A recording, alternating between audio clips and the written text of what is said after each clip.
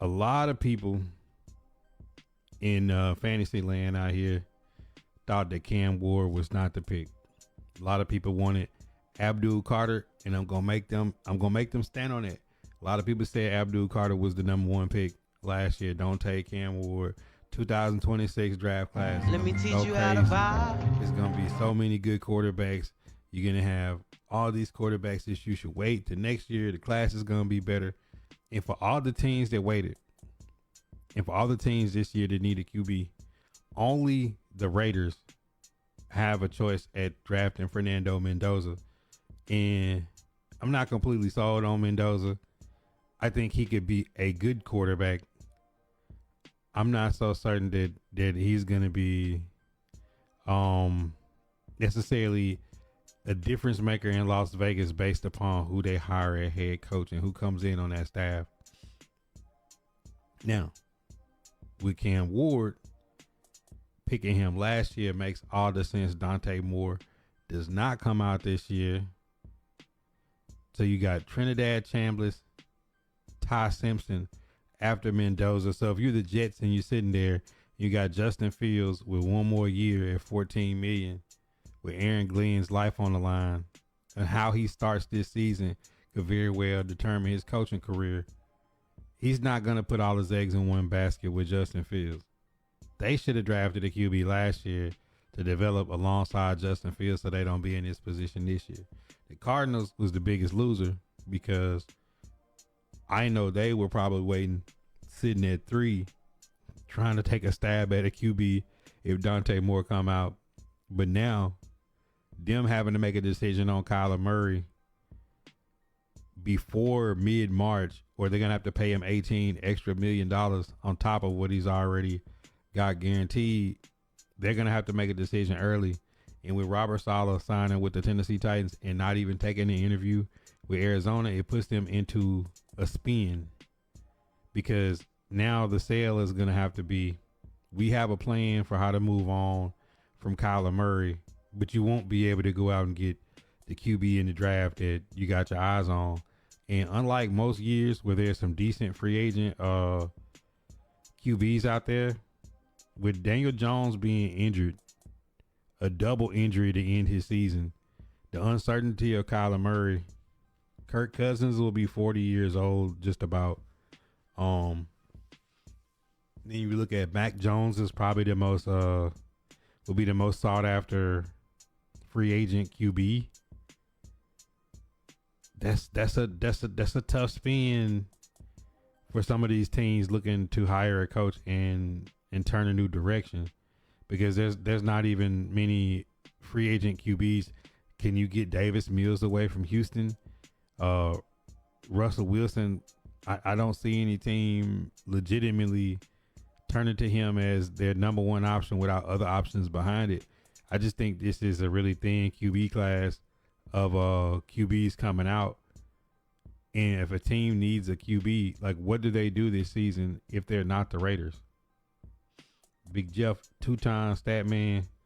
What do I think about the Cowboys' new defensive coordinator? Comes off the Eagles, you know.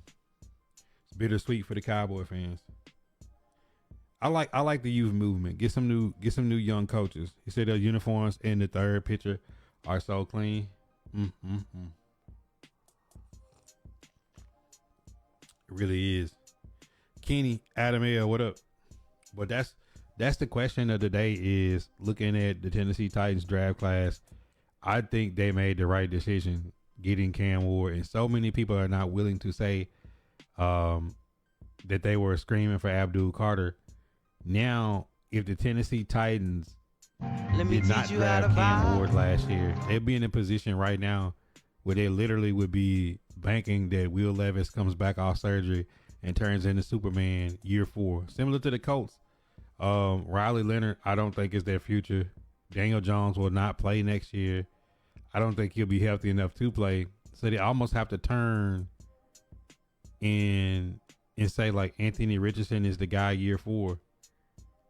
Because like give me 3 free agent QBs that teams legitimately that are looking to turn, like, people either coming in to coach year one with all these coaches opening the coaching carousel, or guys that had a bad year last year but they given one more chance and they need a QB. Like, where do you even turn to get a QB? Because if you don't get Mac Jones, I don't even know if you got somebody capable. Like, the Atlanta Falcons with Stefanski, which just came from a team that had 8 QBs under contract to a team that has a top 10 pick that can't stay healthy and a 40-year-old quarterback that's making good money. So, like, it's another quarterback controversy he's thrown right back into for Stefanski. You know, and like, he's expected to come in and do more with it than Raheem Morris was able to do. I'm just interested to see how this free agent pool works, because there aren't any quarterbacks that a team could legitimately say.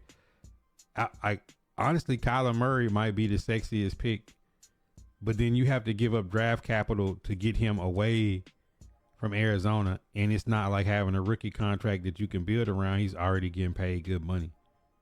So, like, what are these teams gonna do? And if you're a team that has a decent backup, like, you're probably holding on to them for dear life with an 18-week, 17-game season. With seeing, you know, Bo Nix get hurt on the last drive to send this team to the AFC Championship, you got to have a quality backup. Tennessee Titans don't have a quality backup. So, you know, this is going to be interesting in 27. He said y'all draft another quarterback in this draft. No, I mean, if they did, I wouldn't be mad if like in the 7th round, if some QB from a Division 3 team that was 6'4" or something, the prototype, got to be better than Brandon Allen and Tim Boyle. Peace of mind. Good luck on the Super Bowl, man. Y'all done. Y'all gonna speed past them Broncos with no Bo Nix. But that's a question though. If your team needs a QB and you're not the Raiders, where are you going in free agency or in the draft at QB? I mean, if you're the Cardinals or you the Jets, are you realistically thinking about blowing a top 2 or top 3 pick for Ty Sampson? Like, I can't be convinced of that. You know, like, best case scenario, if these teams had found somebody serviceable in free agency, but I don't even know who's actually serviceable. Let me teach you how to vibe. For you to say, like, maybe at the end of the first, beginning of the second, if he has a good combine, you could take a shot at Trinidad. Let me teach you how to vibe. Like, I don't know, man. Like, I don't see anything in this. Like, Carson Beck, no. Like, I don't see any QBs in this draft that any team could realistically throw a high value pick at outside of the first pick and somebody taking Mendoza. Because this was supposed to be the year, right? This is supposed to be the year tanking for QBs, and then this wind up being one of the thinnest QB classes. I don't even see anybody who got any accomplishments that I would want to draft. And like, this free agent pool looks bad. I mean, like, legitimately, like, what's in this free agent pool of QBs? I'm about to pull it up. We're gonna go to Spotrac. We're gonna go to Spotrac and see, cause I just don't. I'm not buying it. Let's see, NFL. Oh my God, here you go. NFL free agents. QB. All right, 2026. Daniel Jones is not playing next year. Aaron Rodgers, gonna be 43 years old. Russell Wilson. Marcus Mariota might be the most like budget friendly, bang for your buck QB this free agent cycle. Zach Wilson, Tyrod Taylor, Joe Flacco will be 42. Kenny Pickett, Jimmy Garoppolo, still on the Rams, year 11. Mitch Trubisky, Case Keenum, Trey Lance, Carson Wentz. coming off yet another surgery. Brandon Allen, Josh Johnson, maybe Malik Willis. Maybe somebody throws a shot at Malik Willis. There is absolutely nothing in free agency for a team, even if a team had a lot of cap space. Like, who is it possible that in this pool right here that you would actually spend your money on if you was the team? Like, if you're the Jets and you the Cardinals, Let me teach you how to vibe. and you can't draft number one and Mendoza's gone. What do? Bring back the real eight. I mean, what do you do? Like, I'm perplexed by this. If I was a team that needed a QB and I was a coach and I'm coaching for my life this season, or I'm a first year head coach and I don't have the draft capital to draft the top QB in the draft, with this year was going to be Mendoza. Like, what is your game plan? Because when you think about, like, at the top of the you think about the top of the league, NFL standings, whole league. Let's flip it to losses.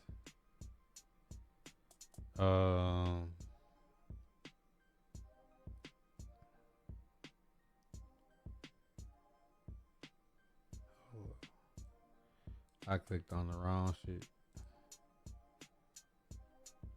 Alright, let's go down here in order. I mean, the Cardinals need a QB because Kyler Murray, I don't think is gonna be there. The Jets need a QB. The Raiders need a QB. Let me teach you how to vibe.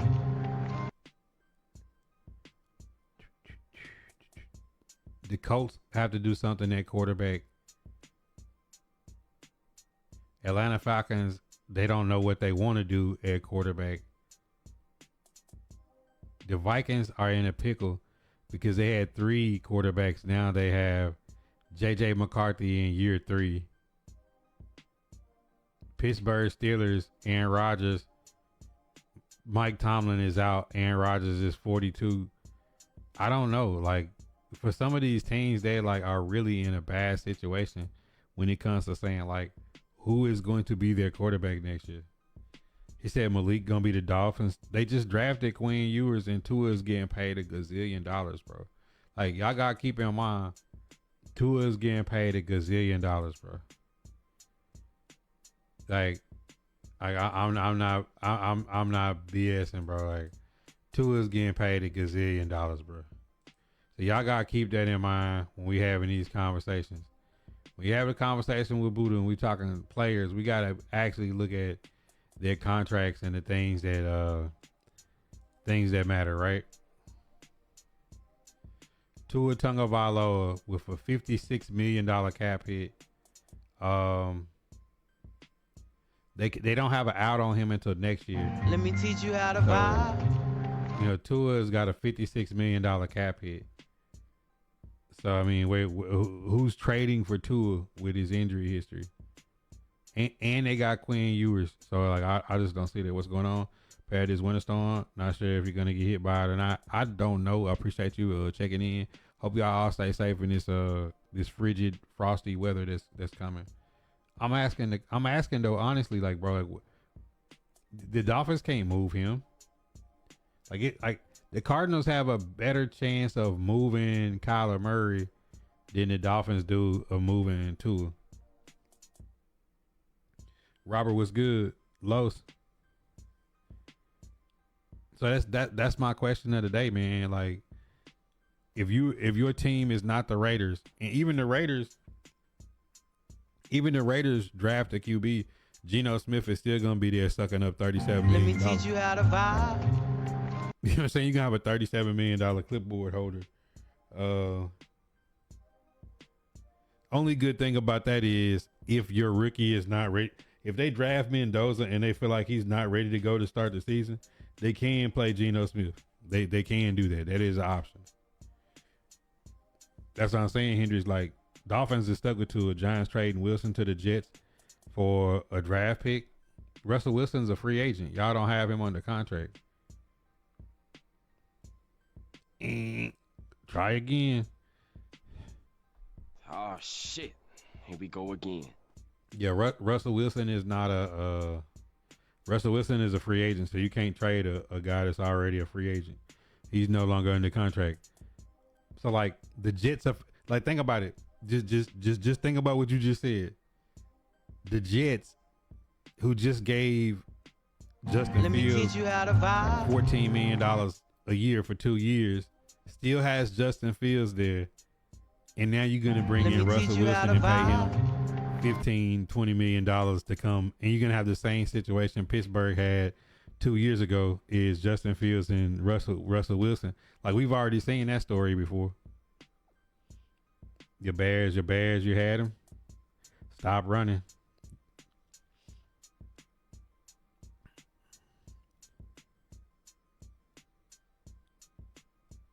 And the thing about it, piece of man, is like, you bringing in Jeff Halfley. Like, what does Jeff Halfley want to do?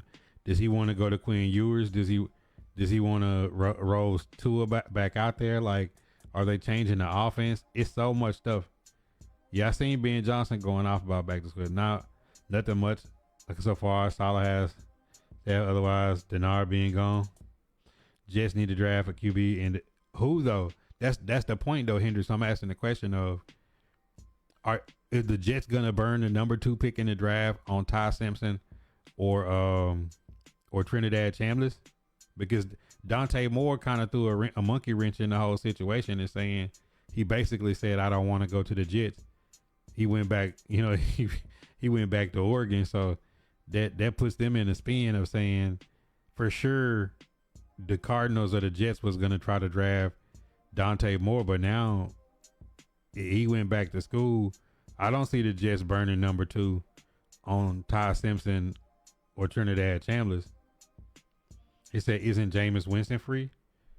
But I'm saying, like, if you're a new coach and like Jameis Winston is cool if you draft a young quarterback and you need a solid veteran in the locker room.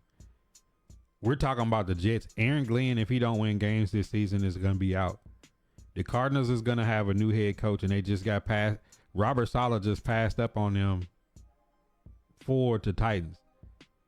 And they still have to make a decision on Kyler Murray by mid-March, or they're going to lose another $18 million. So whoever the head coach is, when you hire him in the next week, has to come in and make a decision on, do they believe in Kyler Murray and is he the guy or not? Because you're going to eat. Like, think about what kind of player you can get next year with $18 million. You see what I'm saying? Like, that's a lot of capital for a team trying to rebuild and compete. And they're in the West. So this the 49ers, the Seahawks, and the Rams out there. So it's not like they just get to, shoot around. He said they shouldn't, but I think they are. But that's going to be so much of a reach to take either one of them at 2. He said, I wouldn't if I was a Jets. But I'm saying, like, there's Mac Jones, Marcus Mariota, and Malik Willis. Because Daniel Jones is out. So, like, the Colts didn't have him under contract, but they still have Riley Leonard and Anthony Richardson. Anthony Richardson is in year 4. Will Levis will be in year 4. And Will Levis and Anthony Richardson will be coming off an injury. So, like, are you the Colts? Are you going to ride out year 4 Anthony Richardson as your game plan for Shane Steichen that would probably get him fired? If you another team, do you trade a 4th or 5th round pick to get Will Levis? Do you trade, like, you know what I'm saying? Like, it's some tough calls out there. Like Davis Mills off the Texans. Like, if CJ Stroud continued to play the way he did in the playoffs, like, Davis Mills will be the starter. If they do, they should trade back for more picks. I do hope Ewers get an honest shot, but I think Halfley is great. Don't think Halfley is great either, so we'll see. I mean, Halfley is a defensive-minded guy, but I mean, Tua is getting paid a gob of money, so, like, I don't see somebody having a $50 million paperweight on the bench. Chambliss didn't get granted another year in college. I don't think so. We're looking to trade Drew Lock for the number 1 pick. I don't think we're going to trade Mac Jones unless someone offers us something we can't pass up. Kyle wants Mac Jones around. By being like, Brock Purdy is y'all guy. I understand having having Mac Jones for security as a security blanket, but I mean, let's look at what he looking like. I mean, y'all got Mac Jones under contract for $4 million. I mean, if Mac Jones walked in the office and said, like, he's 28. Let's say the Jets, let's say the Raiders don't want number one. Let's say the Cardinals, any of these teams that's in dire need of a QB, the Pittsburgh Steelers still got to make a decision. Is Will Howard going to be their QB of the future? Like, somebody would be willing to trade them a nice draft pick and extend him up until he's 30 years old, put 2 more years on this, and give him a bag, so to speak. Like, that's a tough situation, man. Like, if you the Niners, you can get instant draft capital because people are in such a bad need of quarterbacks, because there's not hardly any like NFL ready QBs coming out of the draft. And then when you look at the free agent pool, this is nothing, bro. Like, Aaron Rodgers probably retires. Daniel Jones is not playing next year. Who is finna bring in Russell Wilson or Marcus Mariota? If you on a hot seat coaching, or you're a first year coach, and you see Russell Wilson, Marcus Mariota, Joe Flacco, Kenny Pickett, and Jimmy Garoppolo as your top options, like, you in a bind, dog. Debo's next OC once thoughts Dev if it's all I can get it here. I would definitely take Debo as OC. Why does McCarthy want to be Pittsburgh coach? They got plenty cap. They don't have a franchise QB or a wide receiver outside of DK, and their D-line nice. I guess their D-line nice. I don't know. Like, I don't know anybody's motivation. But honestly, though, piece of man, like, pushing Mike Tomlin out to hire Mike McCarthy would be like hustling backwards in every sense of the word. If I'm the Jets, I'm taking a chance on Mac 10, and I hope he goes on a revenge tour in the AFC East. I mean, like, legitimately, like, if I'm the Jets and I could send if I'm the Jets and I could send a 4th or a 5th rounder to get Mac Jones and still have 2 first-round draft picks from the trades that they already have made, it's worth it. Mac Jones would get him some stability. And then, like, if they could get like a Trinidad Chambliss or somebody later in the rounds, a developmental type of guy, and then just go ahead and cut Justin Fields, would be the best situation for them. Dre, what up? Mac is worth more money as a free agent. They can't pay it. But I'm saying, like, Mac Jones is under contract with the 49ers for another year. So that puts the 49ers in the position to benefit. That would be a conversation between Lynch and Mac Jones and Kyle Shanahan, and saying, hey, y'all, it's some teams that want him to start. But I think they would. I agree with you, though. I think they would send him to the AFC. And there's no way that you take Mac Jones and then trade him in the NFC and have to play him. Only idiot franchises do that. I think Kyle just wants a decent backup ready to go, but Lynch did say they would explore trade option with Mac Jones. It's fair to Mac Jones after the year he had. I think he handled it well. And if you can get draft capital back off of a $4 million contract, you do it. I watched him firsthand for years when he was coaching with Boston College. He's okay. Hope he's better NFL. He coaching is in college. He's pretty good. DC though.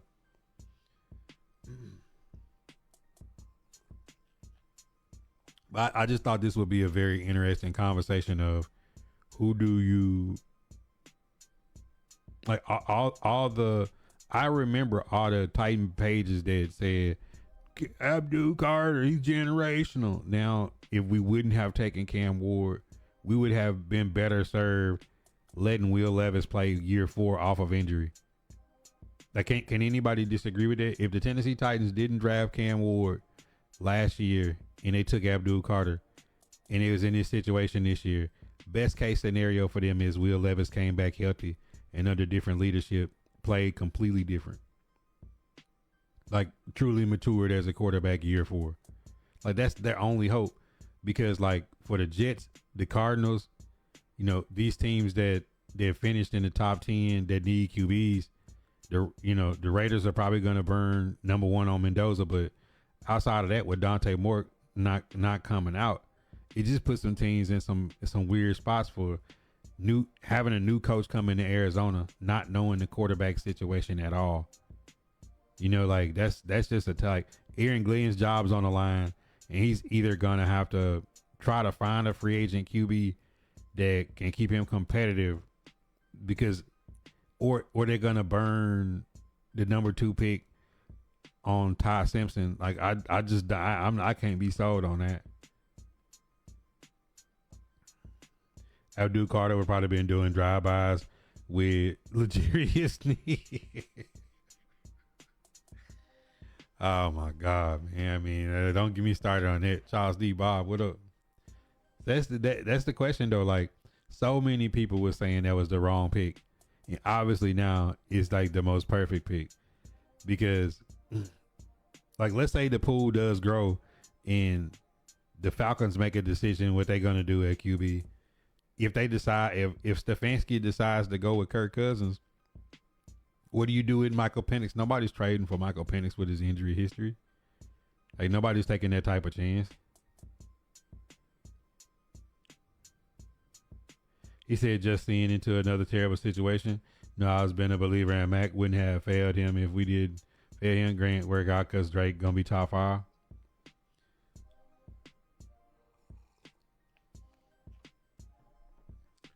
I mean, it's a everybody was dogging out this past year's draft class at QBs until now they're looking and saying the Seahawks got Sam Darnold and Jalen Milroe gets to truly develop.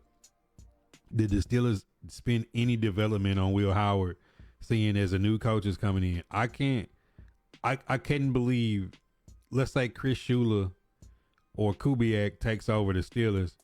I just don't see a world where they come in and say, yeah, like, we're going to roll with Mason Rudolph and Will Howard next year and try to figure it out. Like, Steelers are in a situation like Aaron Rodgers. Does he retire now that Mike Tomlin is out and ride off into the sunset? I mean, it's just some weird situations out here for these teams. Like Dolphins in a conundrum. They just have to ride Tua. Jeff Halfley have to ride Tua and continue developing Quinn Ewers.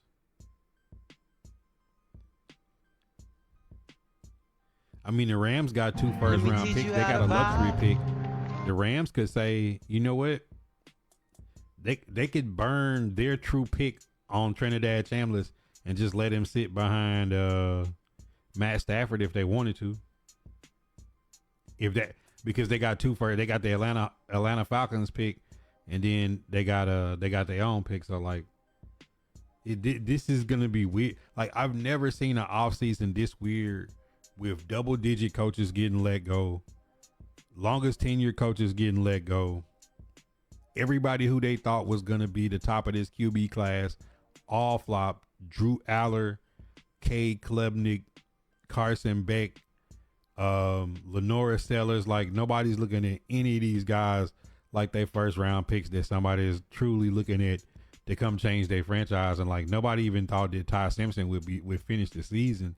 Now they're trying to sell Ty Simpson on being a franchise changing QB, which Ty Simpson can't really throw it.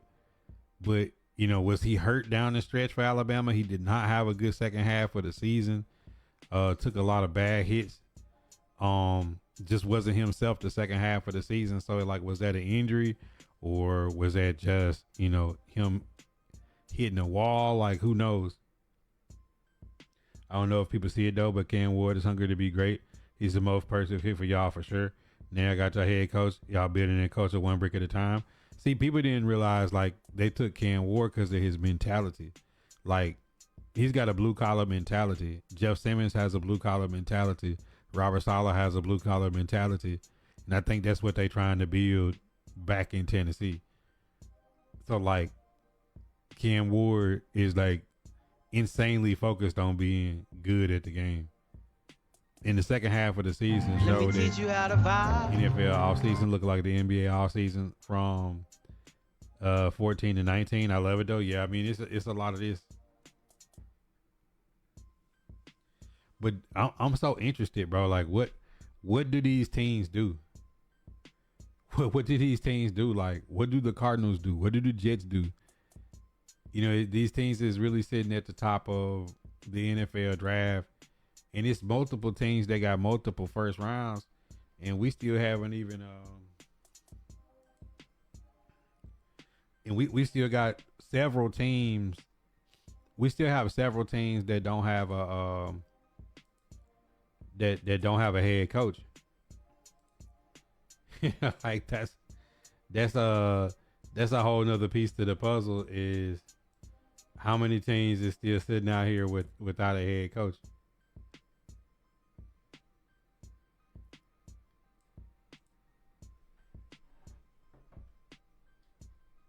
Yeah, he really was.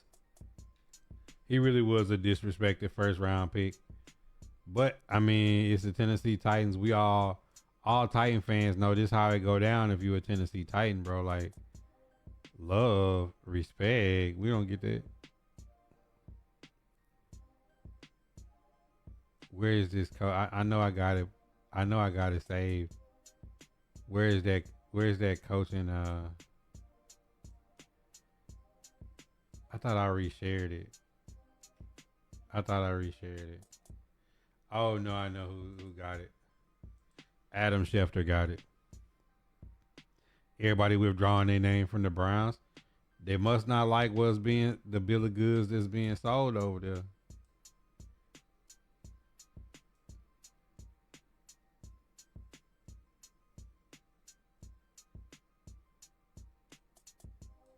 All right, here it is. I thought I had it saved. Jesse Minter to the Ravens, Harbaugh to the Giants, Stefanski to the Falcons, Jeff Hafley to the Dolphins, and Robert Saleh to the Titans. Now, another folk, I'm on y'all neck. I know it was a bunch of y'all out here screaming for Kevin Stefanski. The Titans would be crazy not to get Kevin Stefanski. It's the Stefanski. It's the Stefanski. And then he went right over there and hired the Callahans and his coaching staff and he just took everything from Cleveland over there to Atlanta. He just like, okay, Titans, you dodge a bullet. The guy that a lot of y'all wanted got hired in Atlanta, and the first thing he did was hire somebody we just fired, bro. Like, yeah, you know what I'm saying? Like, what is he gonna do if Stefanski could have got hired in Nashville? Is he hiring Bill Callahan back, giving him his office back? What are we talking about? Titans dodged the bullet. No, Myles Garrett had a chance to lead last year. He took the bag. So just think, the Raiders, who picking first and probably gonna get Mendoza, don't even have a coach yet. So like that probably is muddy in the waters that the coach knows I'm coming in. I don't have a choice in the matter, but I'm going to be coaching Fernando Mendoza next season.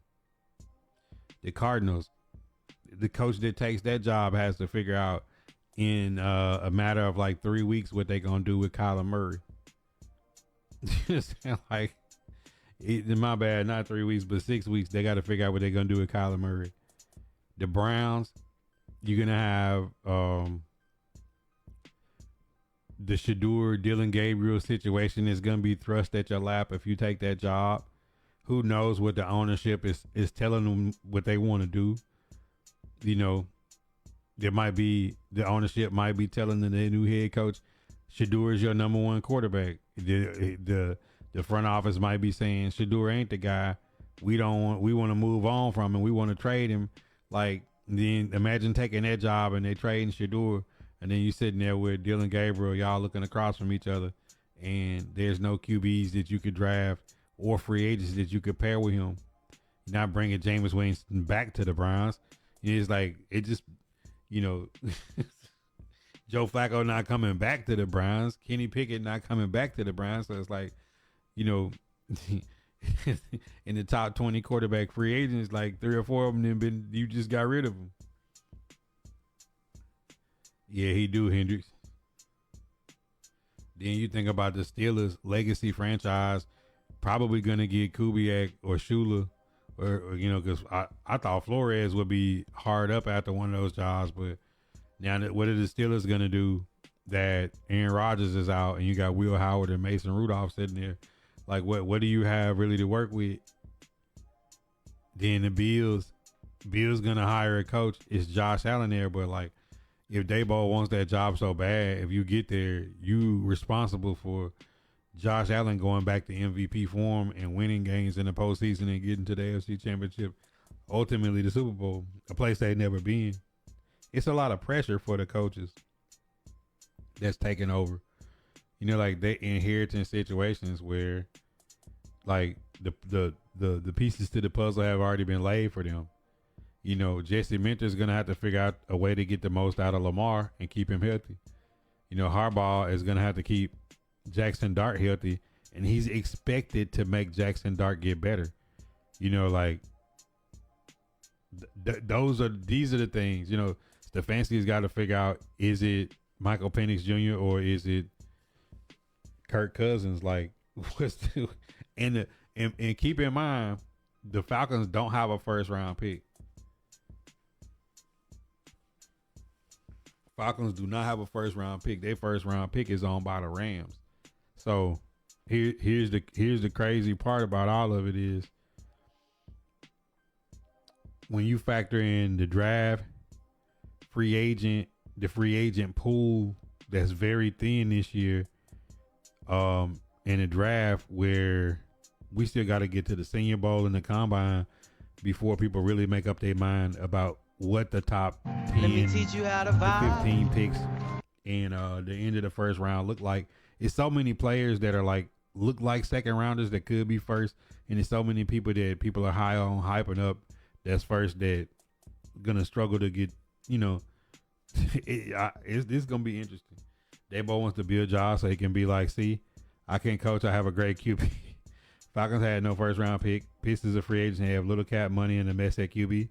And the crazy part is, there are people in my comments that are like, "Oh, Robert Saleh. Like, why wouldn't Robert Saleh want to coach in Nashville?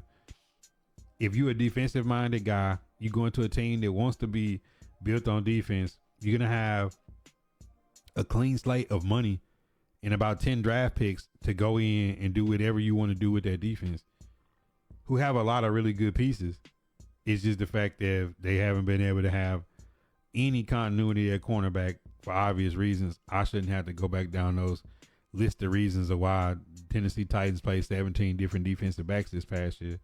So it's like he'll be able to get him an identity and a scheme. They'll be on a 4-man front instead of a 3-man, which would be harder to double team Jeffrey Simmons.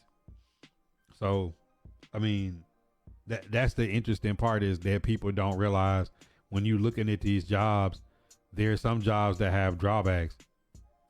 If you was a family person and you was taking a job, would you want to live with your wife and kids in Las Vegas? Not necessarily. In the Cardinals, you take the job, you have to deal with the Kyler Murray situation. And there's no it's not like it's 2 or 3 different quarterbacks that's coming out guaranteed to be first round, top 5, top 10 picks. That's not the case. Then the Steelers with Aaron Rodgers likely retiring and Mike Tomlin out, it's big shoes to fill if you can't have a winning season as a new coach with a, you know what I'm saying? Guy that went 20 years without having a losing season and you come right in and have a bad season with Will Howard and Mason Rudolph and no strong draft capital to where you could legitimately be taking a QB because it's nothing for them to be for. It's nothing there. These are interesting situations.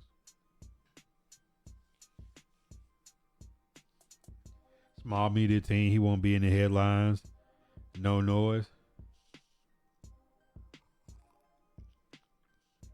That's kind of my question of like,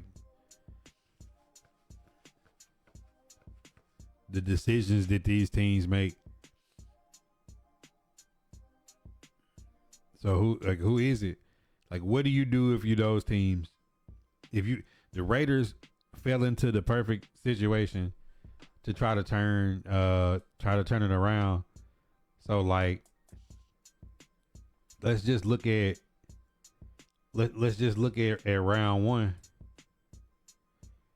Like, let's just say we all feel that Mendoza is going to the Raiders. You know, for the teams that need QBs, the Jets, the Cardinals.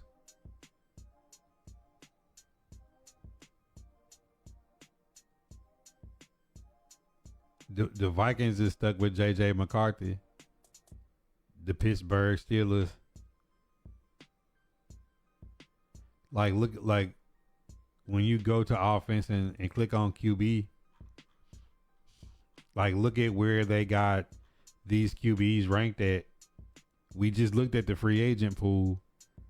So, like, Ty Simpson is looked at as the 20th overall pick. A late first rounder for Ty Simpson, and Trinidad Chambliss is graded out like, you know, to be a 4th round pick. With Garrett Nussmeier, Taylon Green, Carson Beck, Sawyer Robertson, K. Klubnik. Bro, look at this, man. This is just, I don't know, bro. That's just such a bad pool. To look at the top 5 quarterbacks is Ty Simpson, Trinidad Chambliss, Garrett Nussmeier, Taylon Green, to try to turn it around. When you look at free agency and say the best you could do is Mac Jones, Mariota, or Malik Willis, or you could trade and lose draft capital to get Will Levis, or, you know, if somebody wanted to trade for Anthony Richardson, who knows?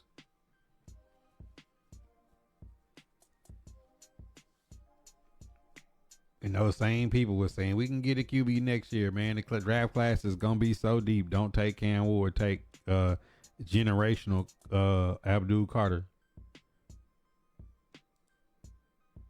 You know, then you got the guys in the comments telling me that we should for sure take Carnell Tate, Jordan Tyson at 4, because in his mind, Makai Lemon, Casey Concepcion, Denzel Boston, Chris Bell, Elijah Surratt, Jacoby Lane, Chris Brazel, Jeremy Bernard, he said all these guys are going to be basically the 5th receiver on the practice squad of the NFL teams they play for, that they're all going to be trash if you don't pick Jordan Tyson or Carnell Tate. It's like, what what rock have you been living under? It's like, bro, like, there are going to be some guys down here that are late round picks. And I know what it is. People get to thinking about like Dez Fitzpatrick, as they say in the comments. I'm like, the problem ain't Dez Fitzpatrick or waiting till later.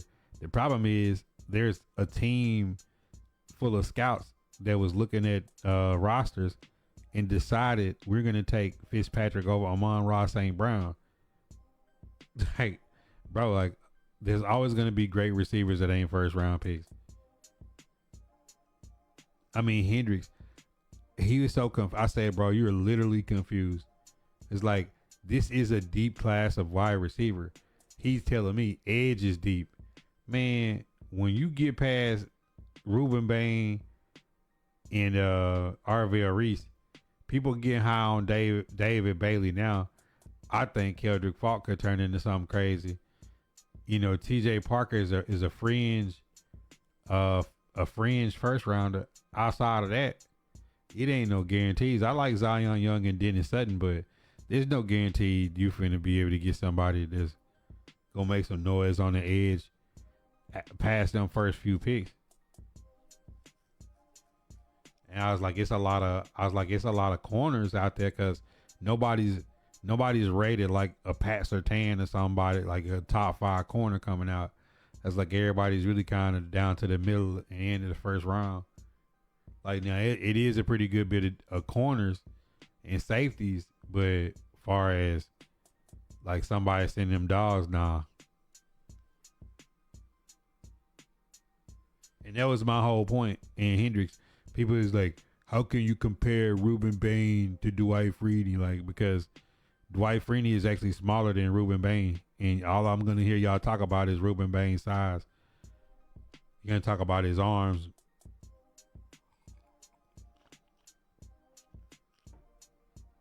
But it depends on what Salah likes. I just think if it ain't edge at 4, you the Titans, you got to trade back.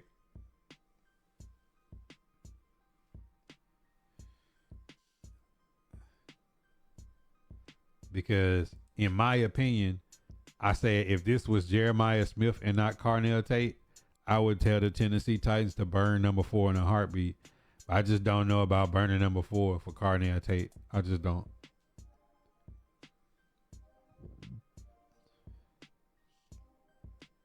And you still got free agency, so there's still Dobbs, there's still Alec Pierce. There's still gonna be some good edges in free agency. Just gotta strike when you get your opportunity, bro. People are slow. I'm sorry they don't know ball. Arguing with casuals. I don't be arguing with them. I just ask them questions they can't answer. So it's like, bro, like you have to look at people. Like, and this is another thing. There was people saying like at the beginning of this coaching cycle before it spun out of control, people were saying, yo, Robert Saleh with the 49ers is going to be somebody's great next head coach. He's fiery. He always got like a top 5 defense. This guy was done wrong in the Jets, and his next opportunity is going to be great. Then he doesn't go to Arizona. He stays and has a great visit in Nashville. And for people that don't know about the Titans, knowing that they're going to have $120 million in cap space, about 10 draft picks, they got Cam Ward, Jeff Simmons, and a new stadium coming with a new GM that seems to have his head on straight.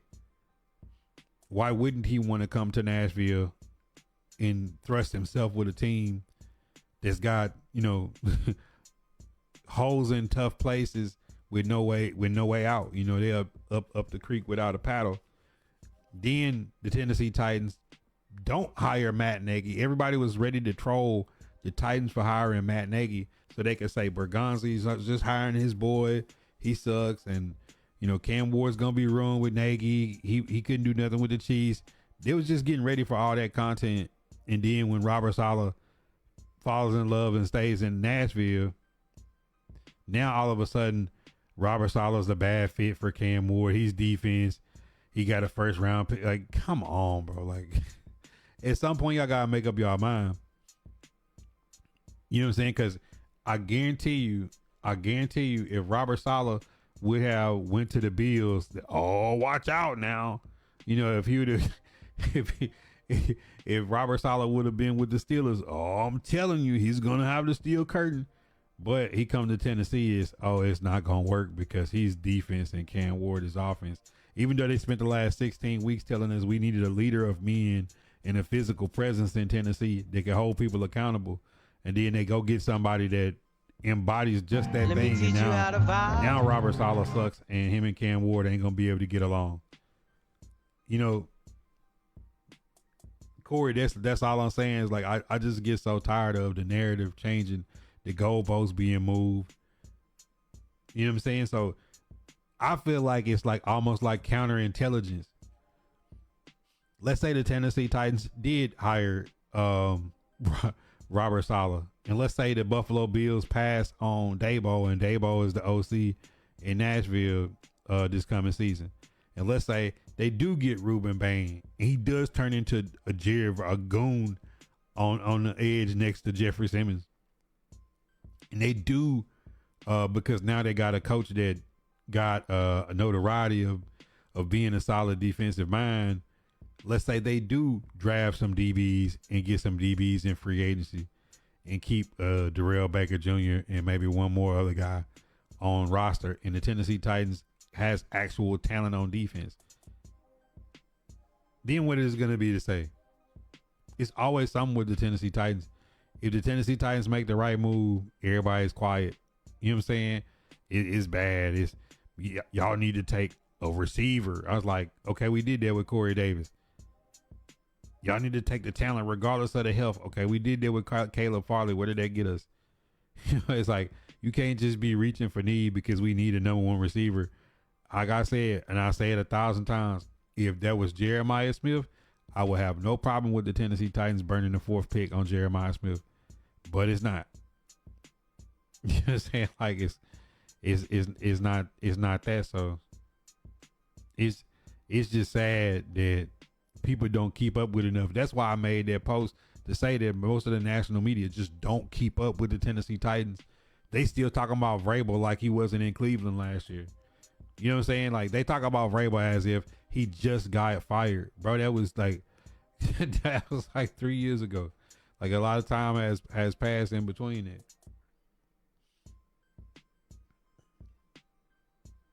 Next year gonna be fun. Sucker that game. You know I got you. Okay, for sure. We know how this goes, Corey. Yo, Becker still stalking the Titans guy, Robert Saleh. So this all right, so this is my thing. Becker, you a Cardinal fan. What on earth are y'all gonna do at QB this year? I was just talking with the chat. That's the shop talk, question of the day is, we already pulled up Spotrac. Like the free agent pool of QBs is so thin with like Mac Jones and Mariota and Malik Willis being at the top of the list with Daniel Jones' injury and Aaron Rodgers likely retiring. Like there will probably be little to no room, for y'all to be able to wiggle and try to figure the QB situation out. And when you look at the Jets are in the same position because Dante Moore not coming out just threw a monkey wrench in a bunch of things because if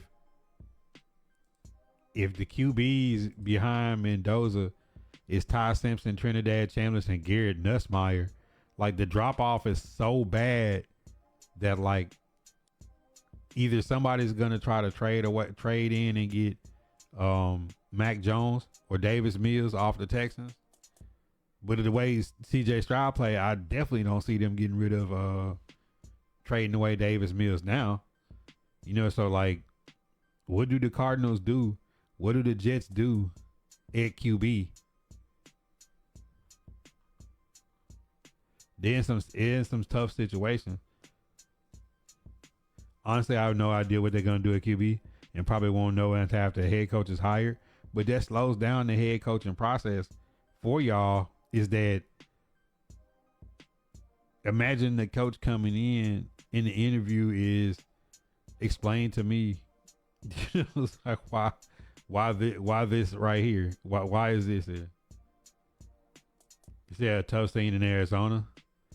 That's what I'm saying. Like, because it's a hard sell. Like if you a first year coach and it's your first time and you coming in to take over a team and you don't have a young QB you grooming or you don't have a veteran that you can at least bridge the first half of the year with, like there are really no real options to sell to a head coach taking the Cardinals job.